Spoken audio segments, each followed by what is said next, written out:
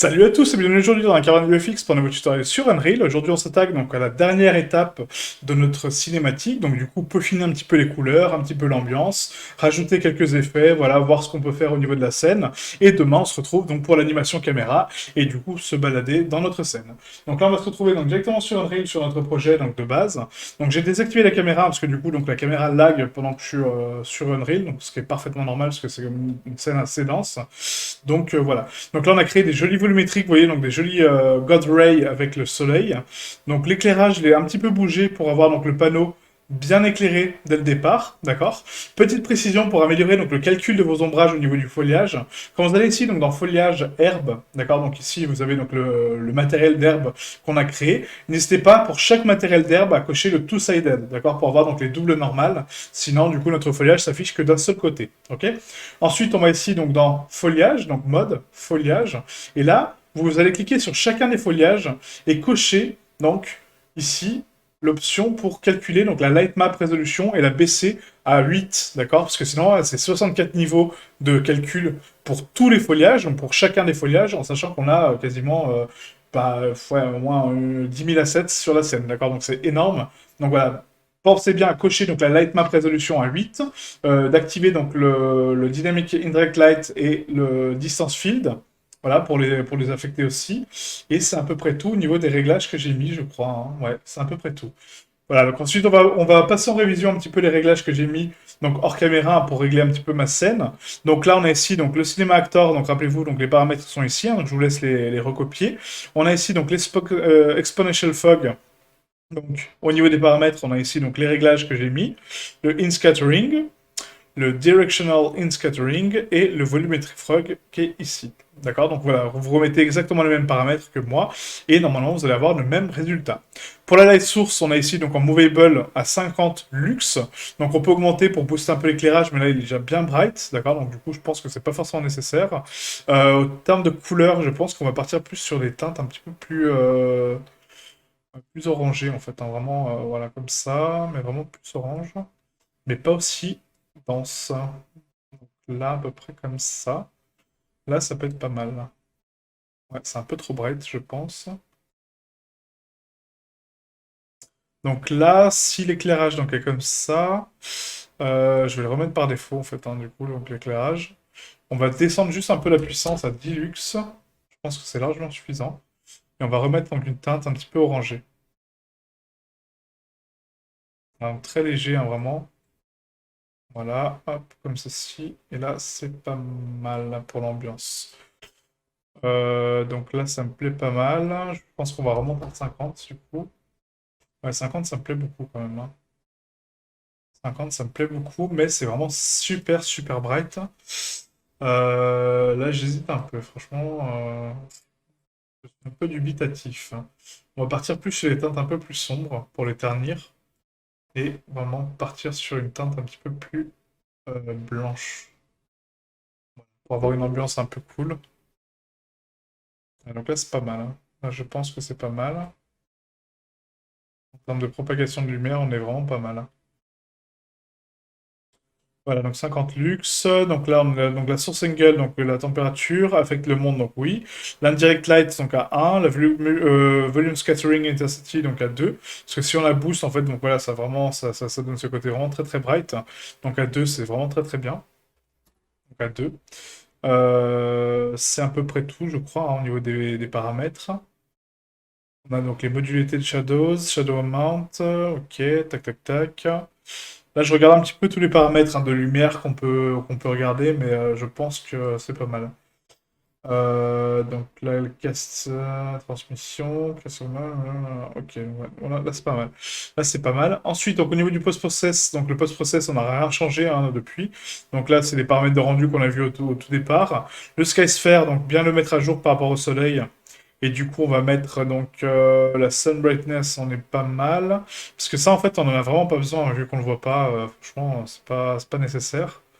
Le sky sphere n'est pas forcément nécessaire. Bon, bon, on va le laisser par défaut, hein. On va le laisser par défaut. Donc, cloud speed, on le laisse par défaut. Le cloud opacity, pareil. On va laisser tout par défaut. Le sun 8 aussi. Voilà. On va laisser tout par défaut et on va faire un refresh matériel. Donc au niveau du skylight, on est bien en movable. Donc là, on est en real-time capture, d'accord? Donc c'est la seule chose que j'ai coché. Parce que quand on la décoche, on a vraiment de l'éclairage partout qui est ultra dense et c'est pas du tout bon. Et là, je pense qu'on est pas trop mal. Maintenant, on va se focaliser sur mes fenêtres. Donc on va texturer donc les fenêtres, hein, parce qu'actuellement le verre n'est pas texturé. Vous voyez? Donc c'est complètement blanc. Donc on va ici donc prendre notre matériel donc dans Mesh, Maison, Verre, et du coup on va créer notre matériel de verre. Donc la roughness, on va la mettre vraiment à 0. Vraiment pour avoir quelque chose de super super bright. Voilà. La couleur, on va la mettre à 0.1, ça me paraît pas mal. Et du coup, on va donner un effet métallique en fait avec une constante. Const, et du coup, donc l'effet métallique, si donc il est à 0, donc non. Par contre, si on le met à 1, ça va assombrir un peu la chose. Voilà, et du coup, rendre vraiment un côté miroir, vous voyez. Donc du coup, ça peut être pas mal pour les fenêtres. Voilà, donc save. On va tester, hein. J'improvise un peu. Ouais, c'est sympa. Vous voyez, en fait, on a un espèce de reflet un peu étrange, vous voyez. Donc là, c'est pas trop mal, quoi. On voit au travers un peu, c'est cool. Je pense que c'est pas mal, ça. On peut limite donner une petite teinte un peu bleutée, quoi, parce que là, c'est vraiment très, très noir. Si on donne une teinte un petit peu bleutée, donc là, je vais enlever ça. On va mettre un RGB. Pas RGB, n'importe quoi, c'est une constante 3 vecteurs. Voilà, et là on va mettre une couleur un peu bah, bleu, peut-être un peu bleutée comme ça. Ça peut être sympa, en base color. On l'a compris pourquoi? Un peu bleu, j'ai dit. Voilà, comme ça, tac. Et là, si on applique, ça peut donner un petit côté un peu sympa au vert. Peut-être pas aussi bleu, parce que là c'est vraiment très bright. Ouais, ça va faire vraiment un métal de fou. Ah, quoique. Non, ça passe, hein, franchement. On voit au travers le feuillage, ça peut être vraiment sympa. Hein. Ah, si, si, ça passe crème. Hein. Ça passe crème. Voilà, on voit pas trop à l'intérieur, c'est un peu mystique. Non, c'est pas mal. Là, c'est vraiment pas mal. Et du coup, en termes d'éclairage, donc si on se rapproche, on voit un petit peu les poignées. Les ornements, par contre, on les voit pas trop. On les voit pas trop.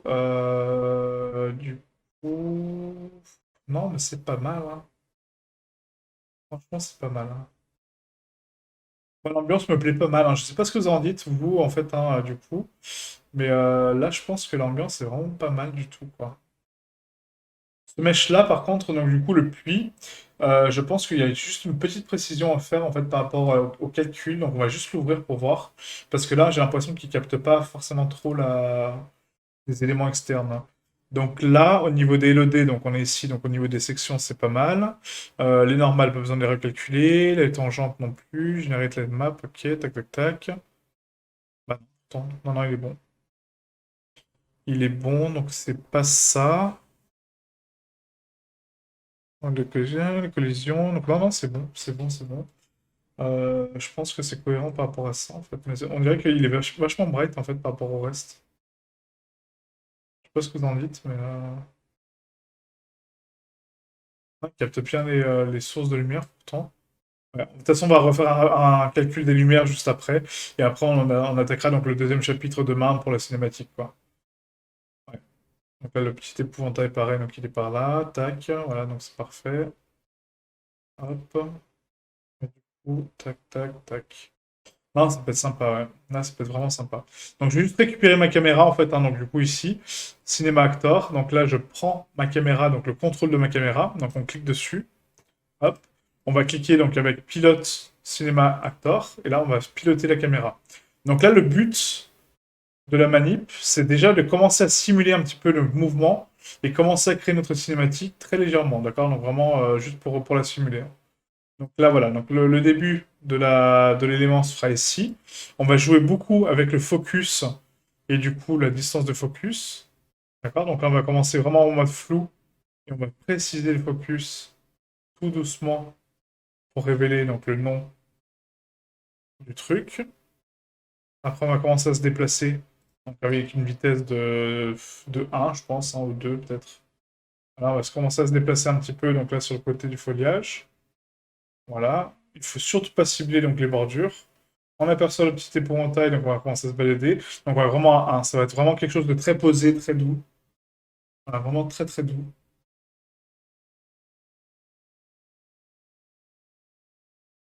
Là, en termes de focus, on peut vraiment baisser, hein, parce que du coup, ça donne vraiment un flou un peu cinétique. Donc je pense qu'on va rester à 200 au niveau du flou, hein. Donc il y a juste le départ, on aura un effet de flou, et du coup, après, on va remettre donc, ça à 200. On va se rapprocher des éléments tranquillement. Voilà, on va explorer un petit peu les choses. Donc, on va voir les plans qu'on fait. En sachant que là, je suis avec une focale donc à 30 mm. Donc, si je l'éloigne un petit peu, on va la mettre à 15 mm. Du coup, à 15 mm en max. Voilà, là, ça me donne un peu un champ de vision un peu plus grand. Et du coup, on aura beaucoup plus de facilité comme ça. Donc là, on peut passer avec une caméra speed à 2. Du coup, vous voyez, à la limite, commencer même limite comme ça avec des petits God Ray, ça peut être vraiment sympa. Parce que là, l'éclairage, donc c'est sympa sur le panneau, mais le problème, c'est que moi, les God Ray, je les veux pas forcément là. J'aimerais bien avoir ici des God Ray, effectivement, donc dès le départ, avoir un peu d'éclairage sur le panneau. Mais les God Ray, de base, moi, je les voulais vraiment bah, dans la forêt, quoi. Donc c'est ça qui m'embête un peu, c'est que le panneau, du coup, vous voyez, donc là, c'est parfait. Vous voyez, les God Ray sont vraiment sublimes, quoi.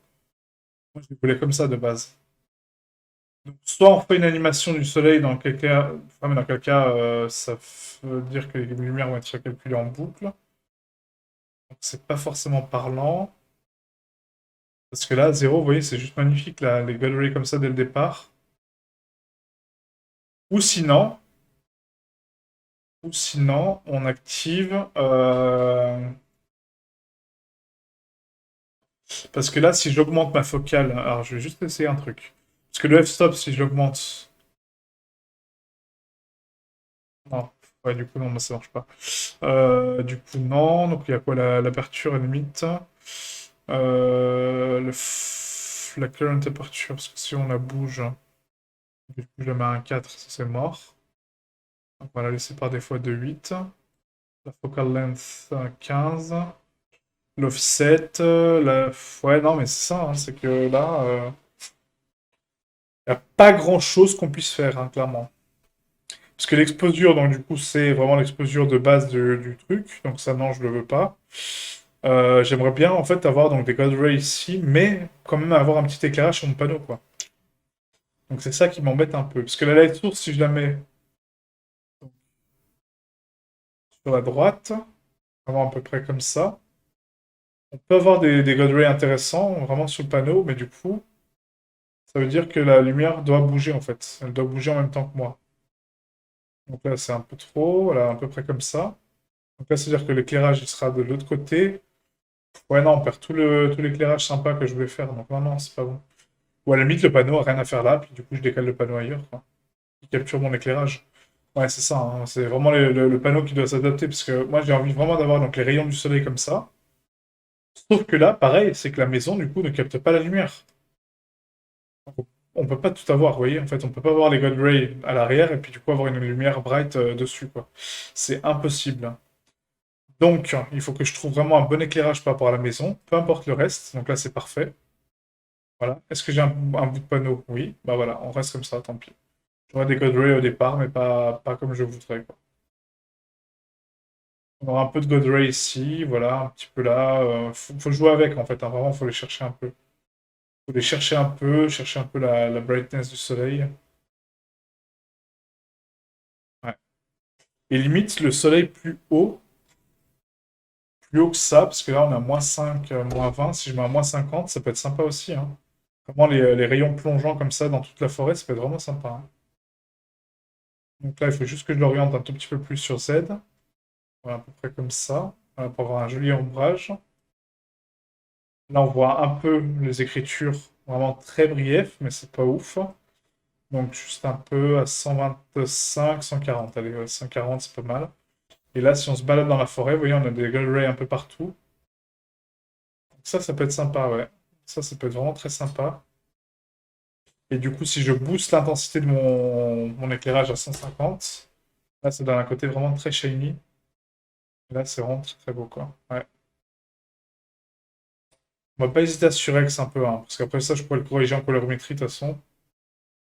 Mais là, ça crame un peu les couleurs. Donc, on va mettre à 100. On va mettre à 100. 100, je pense que c'est pas mal. Voilà. La fog, on va la booster, parce que là, la densité, donc elle est à 0,05. On va mettre à 0,1. Même à 1. Et là, la fog, vous voyez, en fait, c'est la fog qui donne cet éclairage un peu de teinte. Donc, du coup, si on la met à 0,05 comme elle était, par contre, on va mettre donc les volumetric shadows qui sont ici, le scattering distribution, voilà, donc ici, on va le mettre, donc on laisse par défaut, donc ça c'est bon. La view distance, donc ça c'est bon, ça c'est bon. C'est peut-être cet éclairage-là qui est un peu trop dense, hein, du coup. Donc si je le mets en orangé...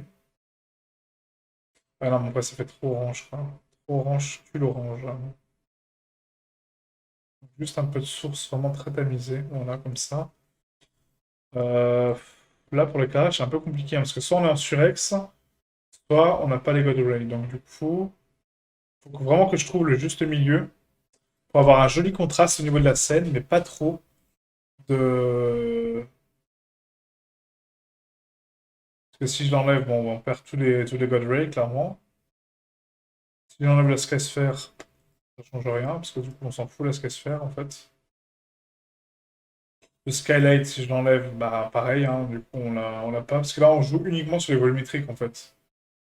Donc là, c'est-à-dire que c'est mes fogs, ouais, qui créent l'ambiance générale, d'accord?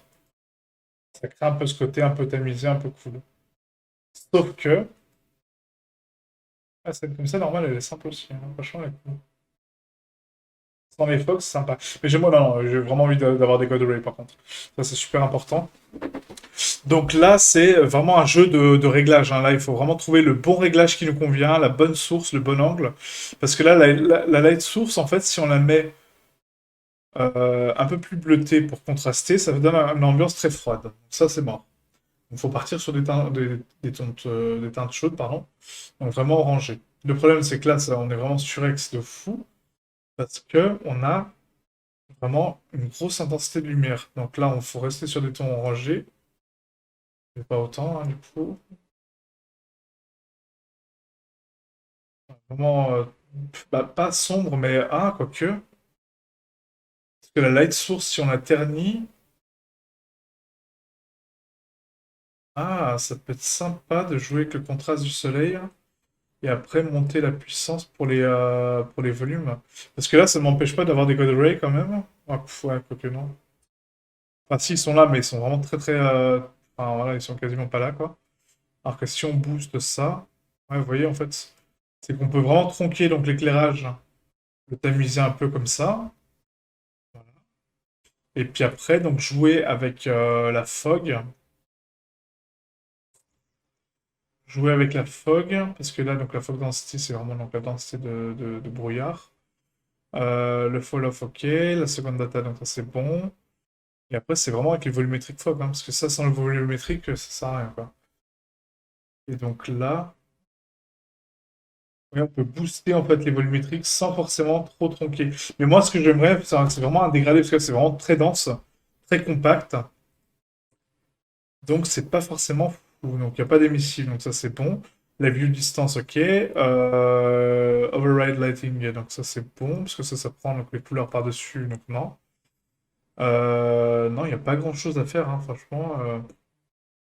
Je vois pas, hein. Peut-être dans le post-process, à la limite, avec donc les volumes. Parce que là, on a quoi? Donc, les paramètres de rendu, donc là, non. Ouais, non, c'est l'angle tout. Non, mais il n'y a rien. Il n'y a pas grand-chose à faire, hein. Ce qu'on peut faire à la limite, c'est limite donc les ombrages, peut-être les tronquer un peu. Parce que là, les God Ray, ils sont pas mal, hein, franchement, ils sont pas ultra prononcés, c'est pas foufou, mais ça donne la petite ambiance, hein, franchement. Je me dis au final, why not, quoi. Il suffisait de monter un petit peu l'éclairage, un tout petit peu en termes de clarté. Parce que c'est ça, oui, en fait, c'est que là, ouais, c'est full bright de ouf. Alors que si on trompe vraiment l'éclairage et qu'on booste légèrement la couleur pour contraster un peu avec ce côté un peu chaleureux. Ah, ça peut être sympa ça. Vous voyez l'ambiance là que ça crée? Ouais, voilà, parfait. Voilà, là je pense que j'ai le bon éclairage.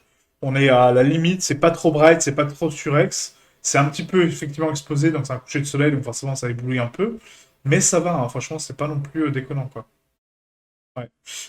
On va tester comme ça. Donc, je vais essayer de recalculer mes lumières. Donc, je vais vous laisser avec moi, hein, du coup, le temps du calcul des lumières. Mais là, je pense qu'on tient un truc. Là, je pense qu'on tient un truc.